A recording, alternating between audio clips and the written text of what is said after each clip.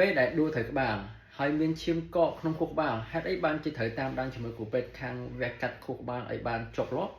សួស្តីអ្នកទាំងអស់គ្នាជាទូទៅនៅពេលដែលមានការប៉ះទង្គិចទៅលើខួរក្បាលហើយលទ្ធផល scan បានបង្ហាញថាគាត់មានឈាមកកនៅខាងក្នុងខួរក្បាលអញ្ចឹងអ្នកជំងឺគួរតែតាមដានជាមួយគ្រូពេទ្យឯកទេសខាងវះកាត់ខួរក្បាលដោយសារតែទី1ឈាមកកនៅខាងក្នុងខួរក្បាលនឹងអាចរីកធំជាងមុនមកថ្ងៃដំបូងថតទៅឃើញឈាមទូចទេ2ថ្ងៃក្រោយមក3ថ្ងៃក្រោយមកឈាមនឹងអាចរីកធំជាងមុនទី2ដោយសារតែមានការហើមសាច់ខួរក្បាលមកជាមួយទី3ប្រសិនបើគាត់មានបញ្ហារបួសពីខាងក្រៅស្បែកចូលទៅខាងក្នុងគួបផ្សំជាមួយនឹងគាត់មានបញ្ហាប្រេះអាលាក្បាល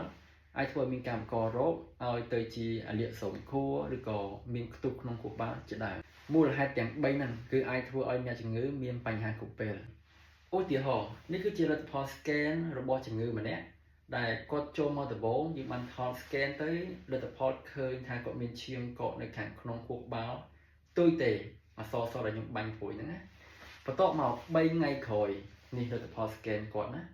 ហើយយើងឃើញថាឈាមនឹងរីកធំជាងមុនអសសហ្នឹងហើយមានការហើមសាច់ខួរក្បាលមកជាមួយ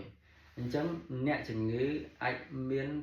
បញ្ហាគ្រោះថ្នាក់ដល់ជីវិតគ្រប់ពេលណាដោយសារតែមូលហេតុទាំងអស់ហ្នឹងអ្នកជំងឺដែលគាត់មានឈាមកកនៅខាងក្នុងខួរក្បាលគួរតែតាមដានជាមួយនឹងគ្រូពេទ្យឯកទេសខាងវះកាត់ខួរក្បាល